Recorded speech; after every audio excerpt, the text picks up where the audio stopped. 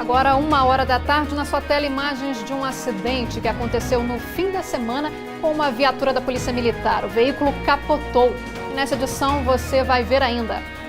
Igreja é assaltada em Novo Gama.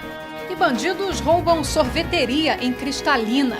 Começa a preocupação dos bombeiros com as queimadas na época de seca. Estudantes são orientados sobre prevenção. Moradores do bairro São Caetano, em Lusiânia, sofrem com a poeira que invade as casas. E tem reclamação de Valparaíso. O problema é o mato alto. Morte de Cristiano Araújo completa 3 anos e fãs visitam o túmulo do cantor. É agora no Jornal Anhanguera, primeira edição.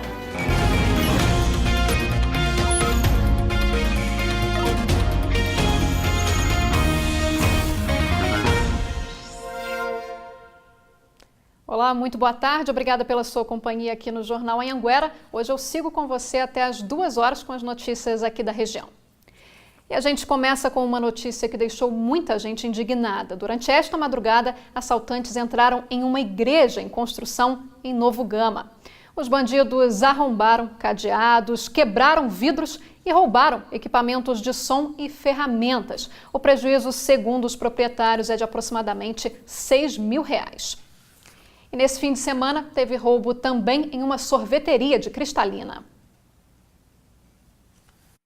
O roubo foi por volta das 7 horas da noite, no centro de Cristalina. Os 2 homens entram armados na sorveteria e rendem a funcionária que estava no caixa. Um deles anuncia o assalto, recolhe o dinheiro e coloca em uma sacola. Segundo uma das funcionárias, foi levado quase R$300 e um aparelho de celular. Os ladrões fugiram a pé. A polícia está investigando o caso, mas ainda não conseguiu identificar os suspeitos. E 2 policiais militares de Lusiânia ficaram feridos em um acidente neste fim de semana. A viatura em que eles estavam capotou durante uma perseguição. O carro em que os policiais estavam ficou com as rodas para cima. Segundo a PM, a equipe perseguia 2 motociclistas que desobedeceram uma ordem de parada. A viatura teria perdido o controle quando passou por um quebra-molas no setor Norte Serrinha. Os 2 PMs tiveram ferimentos leves. Foram levados para a UPA e liberados em seguida. O comando da Polícia Militar informou que já abriu um procedimento administrativo para apurar o caso. Nós vamos ver agora imagens também da BR-040, ali na altura do Jardim Europa, em Lusiânia. O flagrante foi feito pela nossa equipe no fim de semana. E como a gente está vendo aí, parte do mato que fica na beira da pista pegou fogo. Nós já entramos em mais um período de seca e queimadas como essa voltam agora a ser uma preocupação do Corpo de Bombeiros. Hoje pela manhã, nossa equipe acompanhou uma palestra da Operação Cerrado Vivo, uma iniciativa do Corpo de Bombeiros que tem o objetivo exatamente de conscientizar crianças e adolescentes sobre os perigos das queimadas e a importância da preservação do meio ambiente. Olhos e ouvidos atentos a tudo que os bombeiros estão dizendo. Os mais de 100 alunos da Escola Municipal São Caetano, em Lusiânia, tiveram um dia diferente. Eles participaram de uma palestra. O objetivo foi conscientizar essas crianças e professores sobre o risco das queimadas. Essa ação do Corpo de Bombeiros está acontecendo em várias escolas das cidades do entorno sul. O foco é mudar a cultura do cidadão de colocar fogo em entulho ou mato de lotes baldios. O que, segundo os bombeiros, são coisas que mais acontecem nessa época seca do ano. Esse trabalho, segundo a corporação, já atingiu cerca de 800 alunos desde a semana passada. Essa campanha ela é feita em todo o estado de Goiás, da Operação Cerrado Vivo, iniciando agora com as férias também, né? Fica mais fácil falar para as crianças, para elas memorizar e repassar para os pais em casa. Qual é o objetivo aqui? O objetivo é conscientizar. Você fala para uma criança, fica mais fácil elas cobrarem dos pais que não pode colocar fogo, é crime, além de ter todo aquele problema de queimar animais peçonhentos, irem para dentro de casa, além da saúde. Para as crianças e para os professores, essa manhã foi cheia de ensinamentos que, se depender deles, serão colocados em prática. Aqui no bairro a gente sofre muitas queimadas, então assim já é uma maneira de estar conscientizando as pessoas de não praticar esse tipo de atitude, né? Ainda falando sobre esse assunto, eu vou agora conversar com o repórter Giliardi Freitas, que está acompanhado do Major Juliano, comandante do Corpo de Bombeiros aqui da região. Giliardi, boa tarde para vocês. O Corpo de Bombeiros já começou a se preparar para o período mais crítico de secas? Boa tarde. Uma boa tarde para você, Thalia. Boa tarde para todo mundo. Como você disse, estou aqui com o Major Juliano. Ele é comandante do 5º Batalhão aqui do Corpo de Bombeiros e a gente estava conversando exatamente sobre isso. Ele me explicou que a gente nem está no período mais crítico e já aumentou o número de ocorrências. No ano passado foi uma média de 16. Nesse ano já subiu para 22 casos. E é exatamente por isso que eles estão fazendo esse trabalho de prevenção, né, Major? Esse trabalho com as crianças já é para se preparar para o período mais crítico, entre julho e novembro? Olá, justamente, a gente trabalha com as crianças face à responsabilidade na formação das mesmas. Trabalhamos também com adultos e uma série de outras ações que a Operação Cerrado Vivo traz, a exemplo de preparação para esse período crítico. Daí a corporação se encarrega na confecção de abafadores, elaboração de planos para atuar de forma efetiva nos incêndios que virão. E daí também com propaganda frente à população, os adultos, todas as idades a gente vai abranger também nesse trabalho. E tem outro detalhe, o senhor estava me dizendo também que tem uma expectativa de que nesse ano tenham mais queimadas do que no ano passado. E por que isso? É uma tendência que aqueles anos onde o incêndio ele é menor, acaba favorecendo que no próximo ano a carga de incêndio, ou seja, a vegetação, seja maior ainda. Daí a carga de incêndio sendo maior e face ao clima que a gente já pode prever, a tendência é que os incêndios aumentem. E é por essa razão que as pessoas têm que ter muita consciência, principalmente, né? Fogo às margens da rodovia gera problema também para o motorista, correto? É verdade. O incêndio às margens das rodovias prejudica a visibilidade do motorista, podendo causar sérios acidentes. Então é importante que o motorista não jogue quimbas de cigarro ou qualquer outro tipo de objeto que possa aumentar o calor e provocar incêndio na vegetação. E aqueles incêndios dentro da cidade, aquele pessoal que resolve colocar fogo em mato ali para tentar resolver o problema, acaba piorando, na verdade, né? É lamentável, é uma cultura muito danosa ao meio ambiente e às pessoas e aos animais. Colocar fogo em lixo ou em terrenos baldios também é crime, podendo trazer diversos danos e prejuízos, inclusive à saúde pública. E tem algum tipo de punição? É crime, né? E que tipo de punição tem, então? Bom, a Lei de Crimes Ambientais, no artigo 41, traz que provocar incêndio em vegetação, em florestas, é crime com punição de 6 meses a 1 ano para essas pessoas que forem identificadas. E no caso de provocar poluição ao meio ambiente, nós temos o artigo 54 da mesma Lei de Crimes Ambientais, Lei 9.605 de 98, que traz que é crime qualquer tipo de poluição que traga danos à saúde pública, mortandade aos animais e prejuízo ao meio ambiente. Dessa forma, o crime pode chegar de 1 ano a 4 anos de reclusão mais multa. E qual que é a primeira orientação para quem vira alguma situação como essa? Eu vi, por exemplo, alguém tacando fogo no mato ali, o que eu faço? Ligo para o bombeiro, ligo para a polícia, qual que é a primeira orientação? Primeiro é importante que a sociedade se conscientize, não faça isso, não faça a limpeza dos lotes através do fogo. E caso não seja suficiente essa conscientização, que seja denunciada junto aos órgãos competentes, órgãos policiais. Certo, olha, muito obrigado pela sua participação aqui no Jornal Anhanguera. E olha só, Thalia, a gente faz esse alerta então, aliás, feito pelo Corpo de Bombeiros. É bom não colocar fogo em mato e principalmente às margens de rodovia, que a gente está colocando a nossa própria vida em risco. É com você. Com certeza, Giliardi. Obrigada, Major. Está faltando mesmo conscientização, né? E morreu no sábado o agente penitenciário do Distrito Federal, Rafael da Silva Soares. Rafael estava internado no Hospital de Base de Brasília desde a última terça-feira, depois que foi baleado em uma troca de tiros com bandidos. Rafael estava chegando na casa onde os pais dele moram, em Valparaíso, quando 3 assaltantes chegaram em um carro. Testemunhas disseram que ele reagiu. Houve troca de tiros, um dos assaltantes foi baleado e morreu. Os outros 2 comparsas conseguiram fugir, mas antes eles também atingiram o agente na cabeça. O velório do agente Rafael da Silva Soares está marcado para amanhã, às 2 da tarde, no cemitério de Valparaíso. E uma família de Aparecida de Goiânia denunciou a equipe médica da maternidade Marlene Teixeira por negligência. Uma grávida chegou passando mal no hospital e só teria sido atendida 4 horas depois. O bebê já estava morto. Evanilson chegou às 11h30 da manhã na maternidade Marlene Teixeira com a mulher grávida de 38 semanas, sentindo contrações. Ele percebia os movimentos da filha na barriga da esposa. Minha filha estava mexendo normalmente. Falei, não, você espera na recepção que agora nós chamamos ela. Veio chamar minha mãe, já era 3h30 para fazer o exame de toque. Quando chegou lá, fez o exame de toque e viu alguma coisa errada, foi fazer o exame de ultrassom. Chegar lá, eu vi lá que o coração da neném não estava batendo. A Cleonete tem 25 anos. Ela gravou essas imagens da barriga em casa ainda, pouco antes de sentir as dores. Nicole seria a primeira filha do casal e, segundo a família, o pré-natal foi feito à risca, com 12 ultrassonografias do começo ao fim. Foi uma gestação, vou falar assim, perfeita. Esperar a neném chegar para acontecer isso. Isso foi negligência, nossa, não tem como.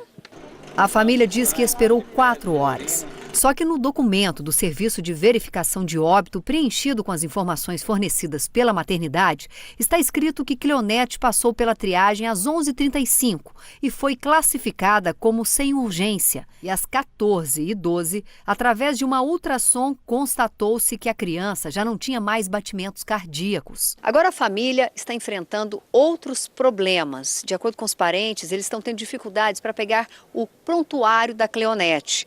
E a declaração de óbito foi registrada como se o bebê fosse um feto, morto por circular de cordão. E, em virtude desse registro, o pai não consegue nem dar andamento para fazer o enterro da filha. Tem o nome dela, então é para registrar o que a gente quer que ela seja registrada. Tem que ser respeitada, ela é filha de família, filha de trabalhador.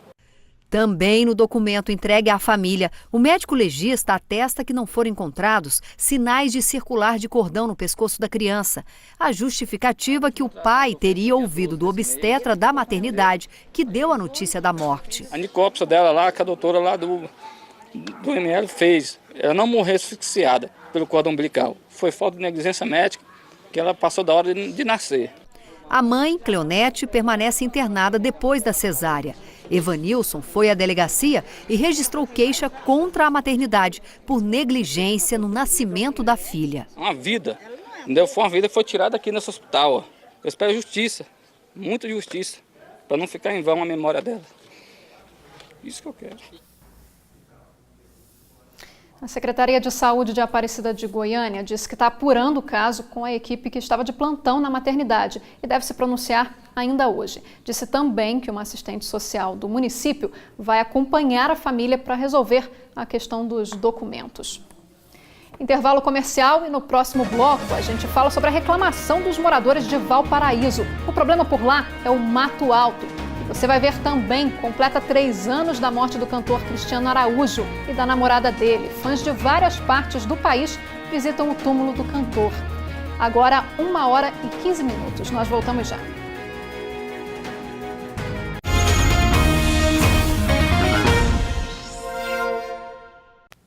Jornal Anhanguera de volta e vamos falar agora de educação. Termina na próxima sexta-feira o prazo para estudantes se inscreverem no Cursinho Cidadão da Universidade Estadual de Goiás. O edital, com todas as informações, está no site da instituição, que é o www.lusiania.ueg.br. As inscrições custam R$ 20.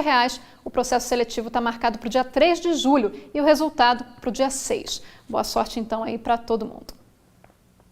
Hora de dar voz à comunidade. Pelo aplicativo QVT, a gente recebeu alguns vídeos e fotos de moradores de Valparaíso com uma reclamação em comum, o mato alto.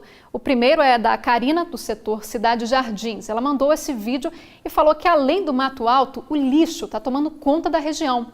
Essas outras fotos, quem mandou foi o Wanderson, do bairro Céu Azul, essas fotos que a gente está vendo agora. Ele disse que tem alguns meses que o mato não é cortado no setor dele, o que está deixando a população indignada. Nós entramos em contato com a Prefeitura de Valparaíso, mas até o fechamento dessa edição, ninguém nos atendeu. Semana que vem, a gente vai até esses bairros para ver como está a questão do mato alto por lá. A gente vai agora para o bairro São Caetano, em Lusiânia, mostrar a reclamação dos moradores por causa de uma obra que resultou em tanta poeira que tem crianças já com problemas respiratórios. A reclamação chegou aqui para a gente e eu fui lá conferir. Foi preciso muita reclamação dos moradores para que a Avenida Anápolis, no bairro São Caetano, recebesse alguma atenção da prefeitura. O asfalto não chegou bem como eles queriam, mas teve uma melhora na rua. Só que junto com essa melhoria, veio também muitos problemas. Uma época em que as máquinas da prefeitura estavam aqui na rua fazendo esse trabalho de pavimentação, os moradores contam que vários caminhões carregados de terra e entulho vieram despejar tudo aqui nesse terreno ao lado. Na época, os moradores não entenderam o que seria feito com esse material. E eles estão com essa dúvida até hoje, porque já faz 3 meses e até agora nada mais foi feito por aqui. O problema é que esses montantes de terra estão afetando a rotina de quem mora por perto. A Cleonice tem 3 filhos e está todo mundo sofrendo com a poeira que vai para dentro de casa. Está com uma rinite alérgica terrível por causa disso aqui, ó. Não adianta. O que adiantou eles fazer isso aqui se eles não vieram arrumar? Olha o tanto de lixo, trem que eles jogaram aqui atrás. Não ajudou muita coisa não, porque lava roupa, as roupas ficam tudo lá, empoeirada, tudo suja. A casa é cheia de terra o dia todo. Minhas 2 netinhas que estão ali, uma teve uma gripe alérgica, a outra também acabou em pneumonia, tem umas 2 semanas que ela se recuperou e continua tossindo. Às vezes eu acho que é essa terra. Isso sem contar o lixo que alguns moradores jogam no local. Tem de todo tipo, até lixo eletrônico. Tudo isso bem perto de uma parada de ônibus. Eu moro num local que na minha rua mesmo não passa a coleta. E nem por isso eu jogo na porta, nem nos matos, né? Porque eu sei que isso faz mal quanto para a gente mesmo está se contaminando, né? Sobre as ruas que receberam pavimentação no setor, a prefeitura informou que o serviço foi feito por uma empreiteira contratada, mas não informou de onde vieram os caminhões que despejaram o entulho que a gente viu aí na reportagem, nem para que esse material foi deixado ali.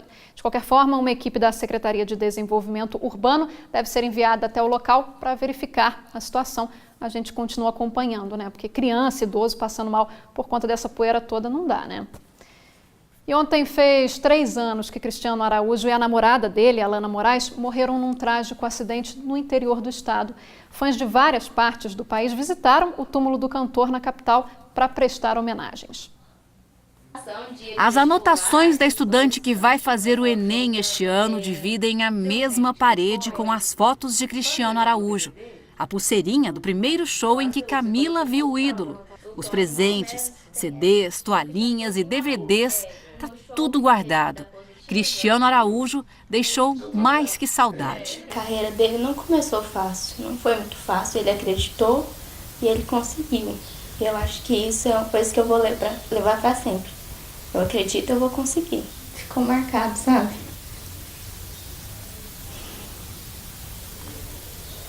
Em meio a tantas lembranças, tem uma em especial.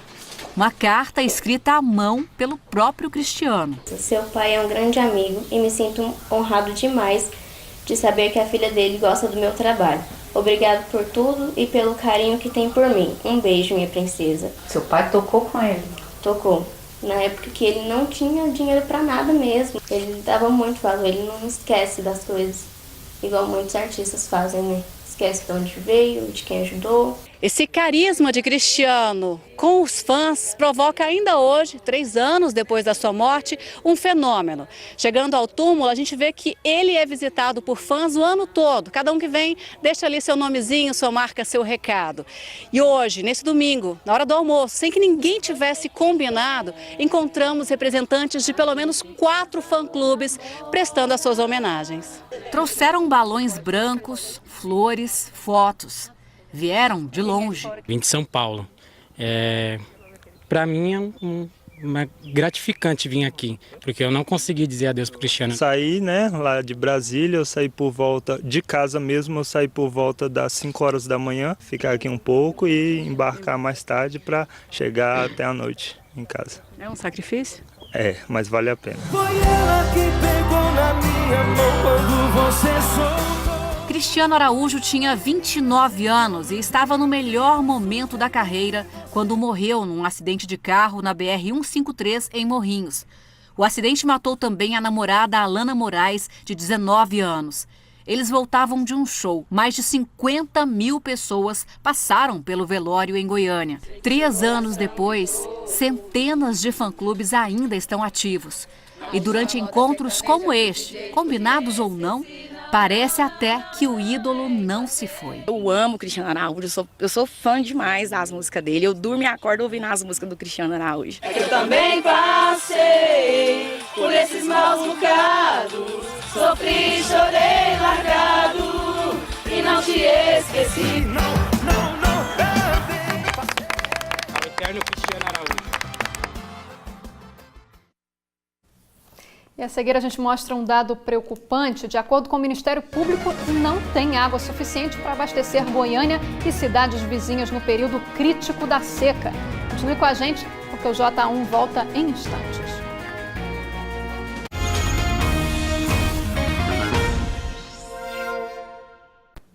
Jornal Anhanguera de volta e agora um alerta preocupante. Segundo o Ministério Público, não tem água suficiente para abastecer a nossa capital, Goiânia, e cidades vizinhas no período crítico da seca. O Rio Meia Ponte, que abastece mais da metade da população, já está com a vazão perto do nível crítico, com o risco de faltar água. O governo já prevê racionamento.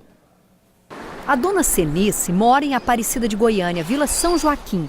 Tem água na torneira para deixar a roupa limpa, a casa organizada e o quintal vistoso, cheio de plantas, verdinhas. Acho que ela está querendo acabar já, ó. Ela aprendeu a ver os sinais desde outubro passado, quando a população de 200 bairros da região metropolitana viveu a pior falta d'água de todos os tempos. E de lá para cá, na casa dela... Esse mês já faltou água 2 vezes. Agora eu fico com medo até de abrir a torneira e gastar um pouquinho a mais, assim, de lavar as vasilhas, faça economiza, cuidado.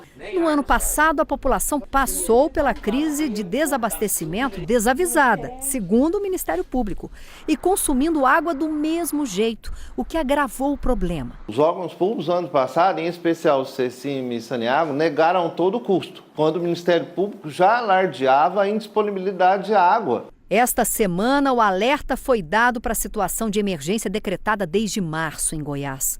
O governo publicou no Diário Oficial a portaria que estabelece suspensão de 50% a 100% no fornecimento de água para grandes consumidores se o nível dos rios Meia Ponte e João Leite ficar com a vazão abaixo de 6 mil litros por segundo. A última medição esta semana mostrou uma vazão do Meia Ponte beirando o nível crítico, abaixo de 7 mil litros por segundo. Para abastecer metade da região metropolitana, a Saneago capta que desse ponto onde a gente está, 2.300 litros de água por segundo. No ano passado, naquela crise que a gente viveu e todo mundo percebeu o que era uma seca de verdade, o volume desse rio aqui, ó, caiu para 700 litros por segundo. Agora imagina, como é que você vai tirar 2.300 de onde está passando só 700? Juliana, por isso que a gente começou a ver as pedras aqui do Meia Ponte, aqui bem nesse ponto. Exatamente. A redução drástica que aconteceu da vazão da água desse rio no ano passado foi o que ocasionou aquele desgaste, aquele desabastecimento. Prevendo já o que a gente viveu no ano passado, o que está sendo feito? Estamos trabalhando no setor de infraestrutura, que é uma adutora de água tratada que vai unir a ETA Mauro Borges à ETA Meia Ponte, fazendo um reforço desse sistema caso essa vazão chegue realmente a uma situação crítica. A adutora tem 13 quilômetros e deve ficar pronta no fim de agosto para começar a levar 700 litros de água tratada por segundo do sistema João Leite para o sistema Meia Ponte. E o promotor alerta que a crise hídrica vai acontecer de novo.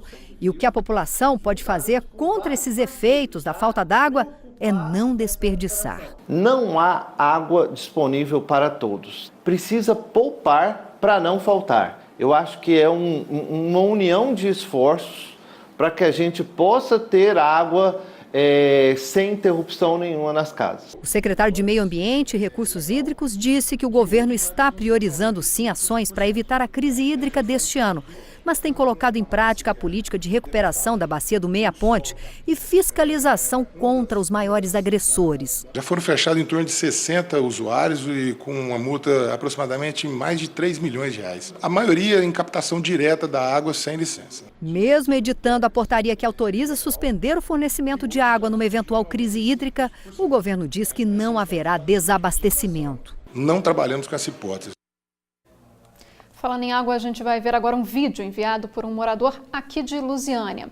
O Aparecido, do setor Serrinha, mostra pra gente a água que está saindo da torneira dele, olha só, puro barro. Ele falou que desde janeiro, na época da chuva, vira e mexe, a água sai assim, ó, dessa cor. Os vizinhos dele também estão com esse problema e cobram, é claro, por uma solução. Nós entramos em contato com a Saneago, que informou que essa água suja aí que está saindo das torneiras do pessoal lá do setor Serrinha foi uma consequência de uma manutenção realizada na rede no fim de semana. Ainda segundo a companhia, o problema já está sendo solucionado. Mudando agora de assunto para falar de coisa boa. Neste fim de semana teve campeonato de capoeira aqui em Lusiânia, o primeiro da região.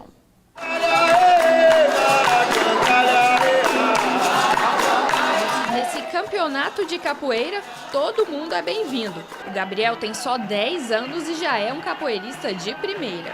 É bom, né? Jogar capoeira, aprender muito, essas coisas. E você joga há quanto tempo que você participa? Mais ou menos 5 anos. Os professores do projeto Capoeira Entre Amigos promoveram aqui em Lusiânia o primeiro campeonato solidário da região, que reuniu competidores de Goiás e Distrito Federal. Um dia na capoeira é um dia fora dos perigos, das drogas, né, da pessoa envolver com uma pessoa do mal, né? Então é muito bom a capoeira para essas crianças aqui. O projeto já existe há 7 anos e sobrevive com doações da comunidade. Todo ano eles organizam cerca de 4 eventos para poder manter o projeto vivo e incentivar mais pessoas a praticarem o esporte. Além de estimular a prática da capoeira, esses professores têm uma missão ainda maior: oferecer um futuro mais seguro e saudável para os jovens aqui da região. A gente tem criança que o pai falava que respondia em casa, não tinha educação, nota ruim na escola, e hoje os pais agradecem porque os alunos estão 100% educados. Temos alunos que viviam na rua, né, no mau caminho, hoje já estão na capoeira. Alunos que estavam no mundo da droga, hoje largou e está com a gente.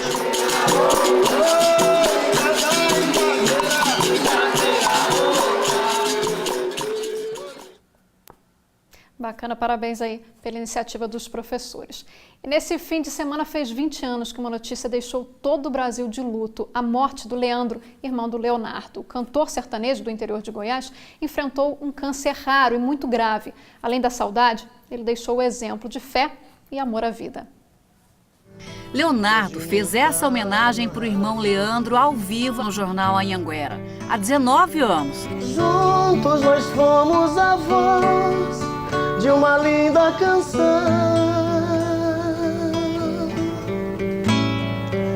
Digo a você lá do fundo do meu coração. E os frutos que ele cultivou em vida, esses ficaram. A marca desse olhar foi multiplicada por 4. Todos os filhos lembram muito o pai. Leandra, tão pequenininha na época, está já se formando em medicina. É um momento muito importante na minha vida, muito especial. E meu pai não está aqui comigo fisicamente, isso me deixa meio para baixo, meio triste de certa forma, mas eu sei que ele está dentro do meu coração, como ele sempre esteve. Ver o Leandro hoje é ter a exata dimensão de quanto tempo se passou. Ele era um bebê de 4 meses. Hoje, um jovem de 20, estudante de engenharia que tem muito orgulho da origem. É um ídolo por tudo que ele foi, e por ser a pessoa boa que ele foi, e o pai também. Eu vou ouvindo as histórias dele, ouvindo as músicas, tudo dele que o povo me fala, e vou criando a imagem dele na minha cabeça e acaba que dá uma amenizada, mas vai ficar sempre esse sentimento na minha vida, né? Se eu tivesse a chance de encontrar com ele, eu acho que eu ia abraçar forte e não ia largar, não. Quando eu perguntei para o Leandro onde tem a memória do pai presente aqui na casa, eu não imaginava que seria no quarto, né? Aqui é a entrada do seu quarto. É como se fosse um hall que virou um museu, Leandro. Isso. O que tem aqui? Que isso, tudo isso? Eu gosto de guardar umas recordações aqui, uns discos de ouro, umas imagens bonitas dele aqui, para manter a memória viva. Vivas também são as lembranças do Tiago, já adolescente, quando acompanhou de perto a luta do pai contra um câncer raro e agressivo. Em um momento, meu pai pensou que ia morrer. Um valor dele que eu levo bastante comigo, assim, que essa essa fé, essa determinação, essa coragem que ele teve, porque, claro que baqueia, né? Mas eu acho que essa força que ele tirou de dentro, eu acho que comoveu todo mundo. Então isso eu levo bastante dele. Pedimos para o Tiago também cantar em homenagem ao pai. Silêncio, uma catedral, um templo enfim, onde eu possa ser imortal, mas vai existir, eu sei, vai ter que existir, vai existir nosso lugar, solidão, quem pode evitar, te encontra enfim, meu coração é singular. Intervalo comercial e na volta a gente te mostra a história da Fernanda. Ela está grávida e precisa muito da sua ajuda. A gente mostra ainda uma reportagem especial sobre a vida de carreiro. Aqui no estúdio, um bate-papo com a guitarrista Lari Basílio. O J1 volta já.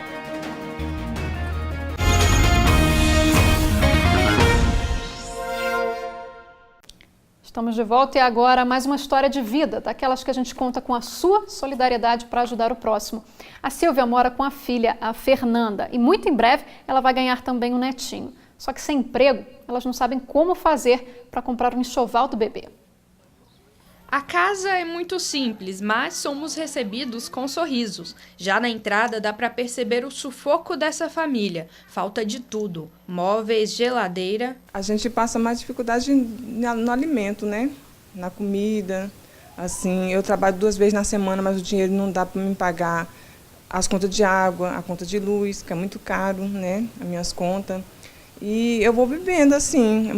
É muito difícil, mas nós vamos passando, né? A Fernanda, filha mais nova da Silvia, tem 18 anos e está prestes a dar à luz a um menino, mas não tem praticamente nada. Faltam roupas, fraldas e até o bercinho para a criança dormir. A Fernanda ela já está grávida de 7 meses, mas ela estava mostrando para a gente que isso aqui é tudo que ela tem para o filhinho dela. O filhinho dela é homem, ela ganhou essa banheira rosa, né, usada, tem 2 conjuntinhos de roupa, um macacãozinho e um sapatinho. Fernanda, como que você está se sentindo? O que falta para vocês ainda hoje?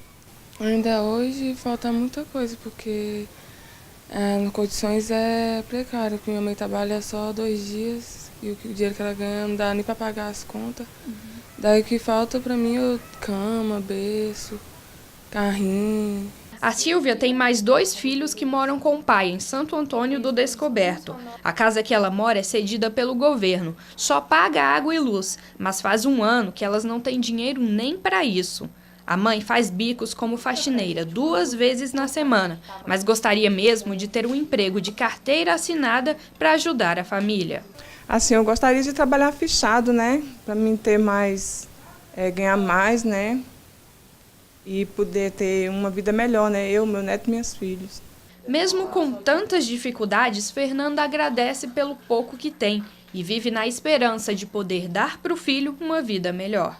Minha maior esperança é que quando meu filho crescer, tiver um pouco maiorzinho, eu quero voltar a estudar, terminar meus estudos, fazer uma faculdade e arrumar um emprego e conseguir subir na vida, né? Ter minha casinha, ter minhas coisinhas, dar do melhor. O que eu não pude ter, dá pro meu filho. Se você puder ajudar a Silvia e a Fernanda, é só ligar aqui no telefone da TV Anhanguera, 3622-1600, que a gente te passa aí o número de contato dela.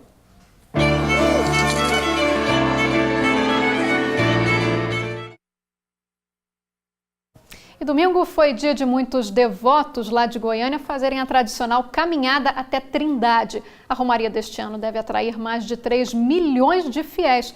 E cada um tem um motivo especial para agradecer. O portal marca o início da caminhada, motivada por muitas razões. Eu venho desde os 9 anos de idade, eu vinha com a minha mãe. E agora, todo ano, eu junto com ela, a gente vem todos os anos, mais pela saúde. Fiquei desempregada por 9 meses, né? E eu consegui meu emprego, graças a Deus. Então, a gente tem que vir agradecer. Eu passei um câncer de tireoide, né? Graças a Deus, curada, estou tudo tranquilo. Agora é só agradecer mesmo pela saúde. Eu acho que teve a graça de Deus, porque se não fosse ele, a gente não estaria aqui. Os passos vão preenchendo os 18 quilômetros da rodovia dos Romeiros. Quem começou cedinho vai chegando à Trindade embaixo de um sol de rachar. Pé ardendo bastante. Mas o coração tá como? O coração tá forte, dá para chegar tranquilo. Vai até a Basílica? Vai até a Basílica. Assim, renovado. Da onde que vem esse pique todo? De Deus.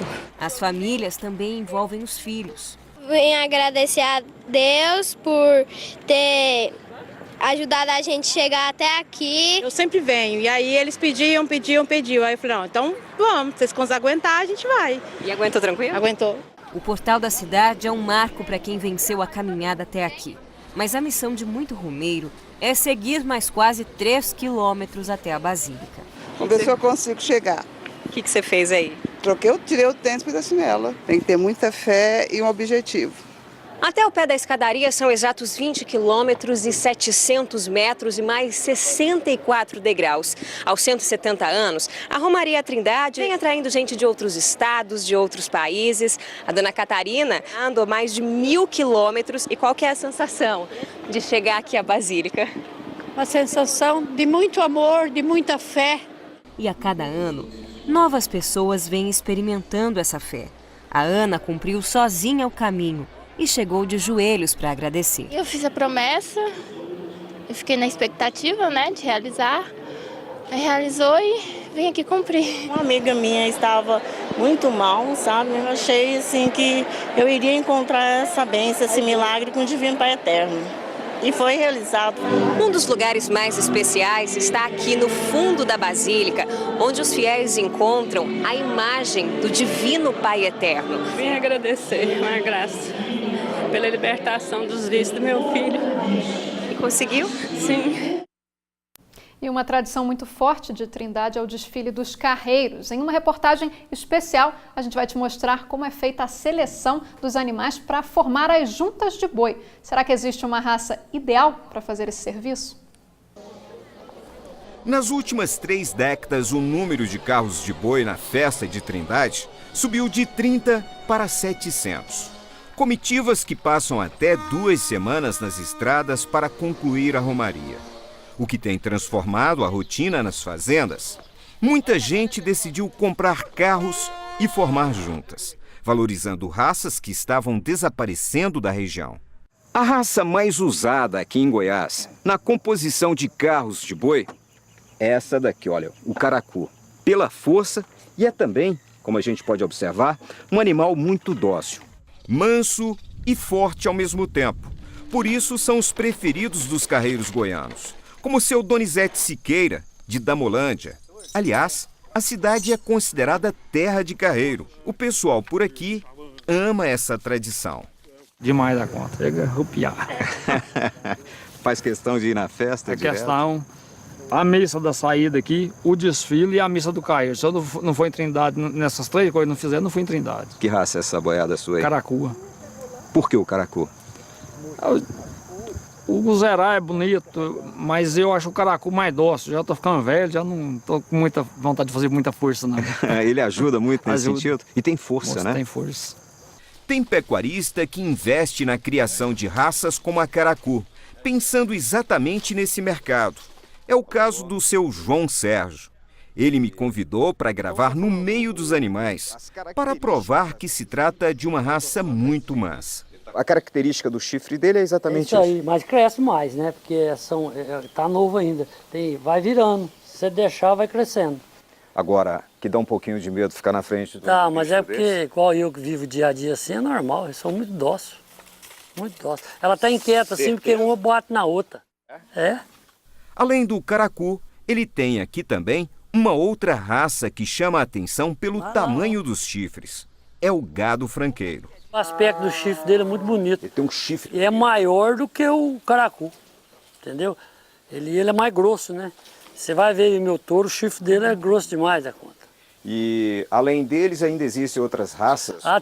Tem o curraleirinho que o povo gosta também. O curraleirinho é um boi muito inteligente, ele é um boi ativo demais, mas é um boi que gosta de dar coice. Ele é pequeno, mas ele é forte. Forte e terrível, ele é um boi muito ligeiro. Não faz muito tempo, o curraleiro Pé Duro estava desaparecendo do Brasil.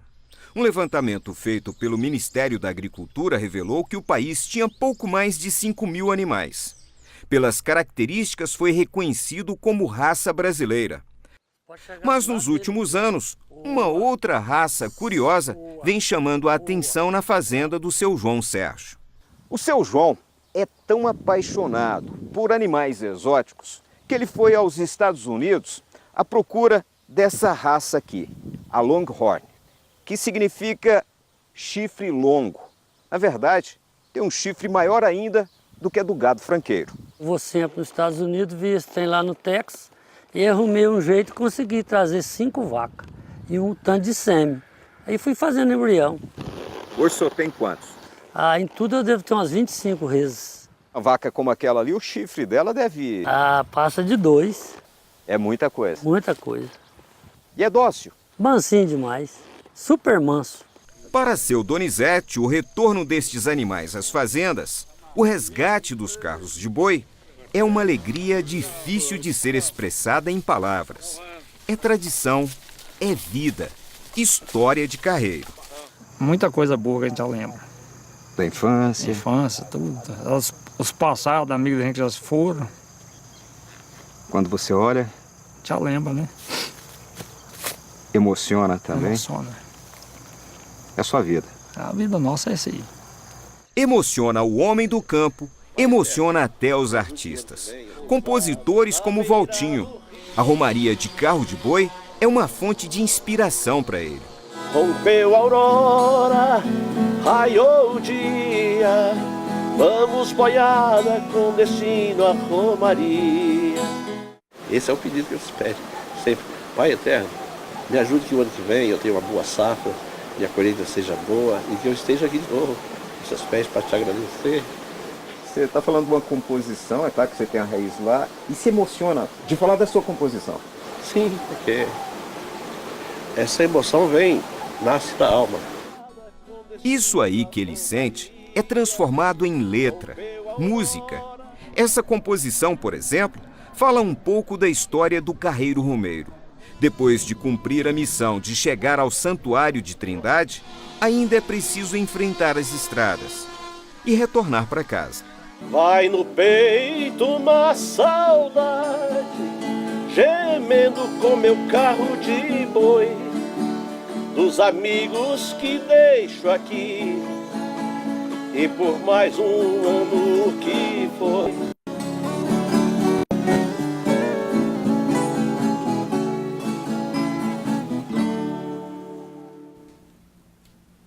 E agora nós vamos de música aqui no Jornal Anhanguera. Nós estamos recebendo aqui no estúdio do J1 a guitarrista Lari Basílio.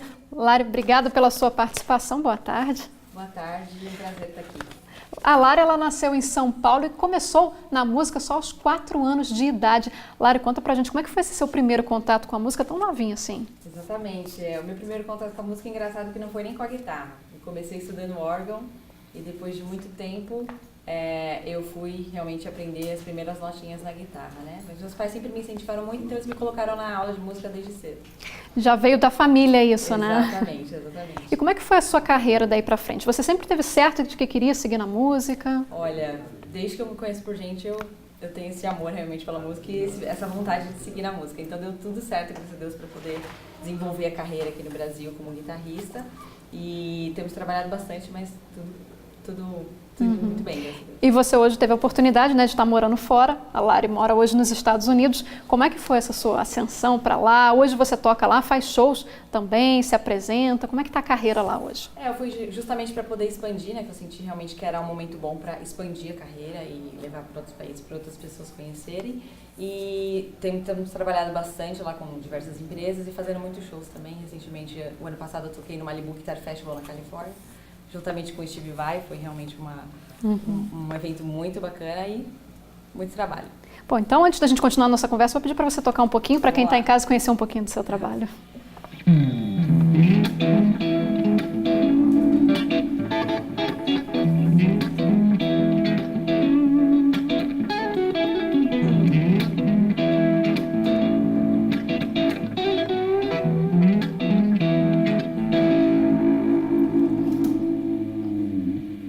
certo. E para quem gostou aí do trabalho da Lari, hoje ela vai estar em um shopping lá de Valparaíso, no workshop, né? Conta pra gente, Lari, como é que vai ser isso? Está esperando muita gente? Estamos esperando aí uma galera, acho que vai ser muito bacana. Eu realmente sempre procuro que o evento seja bem interativo, que as pessoas participem bastante. Eu não quero que seja com cara de aula para não ficar muito careta, eu quero realmente que as pessoas participem muito. Lara, eu vou pedir rapidinho para você dar uma olhadinha no seu microfone, que acho que o pessoal em casa está com um pouco de dificuldade, para a gente dar uma ligadinha no seu microfone. A Lara ela vai estar oferecendo esse workshop lá no shopping de Valparaíso, um workshop totalmente gratuito, é claro, com o estilo musical dela, que é o rock, né? Lari, eu estava aqui até conversando com você um pouco antes, aqui em Goiás o pessoal tem mais esse costume do sertanejo, né? Essa veia musical para o sertanejo. O rock também, ele tem esse espaço aqui? Ah, com certeza, acho que tem. Eu tenho muitos amigos envolvidos no sertanejo, muitos amigos guitarristas fazem um trabalho excelente. E eu acho maravilhoso o sertanejo, que realmente mostra a cara do Brasil. É maravilhoso isso. Mas eu acho que sim, quanto mais diversidade de estilos musicais a gente tiver, melhor. E eu acho que o rock com certeza vai ter sempre seu espaço. E você espera muito o público mais jovem, né? Porque o rock normalmente tem essa característica de estar voltado para o público mais jovem. Você espera mais assim a garotada, adolescente, ou tem também aí para o público mais velho? Meus workshops são sempre com um público bem variado. E uma coisa que eu tenho observado muito e tem me deixado muito feliz é o aumento realmente da presença feminina nos workshops. Bacana, então, né? Isso é muito bacana e é realmente bem legal. Espera então essa troca, né? Com certeza. Faz um convite então para quem está em casa, já que é um workshop gratuito, né? Exatamente. Então, hoje, a partir das 20 horas, no shopping aqui de Valparaíso, um evento realizado em parceria com a Art Music e a Nig Music. Espero todos vocês lá, vai ser muito bacana, podem esperar muita música, sorteio de brindes, vai ser muito legal. Com certeza. Vamos encerrar então o J1 de hoje com um pouquinho de música então. É com você aí, Lara.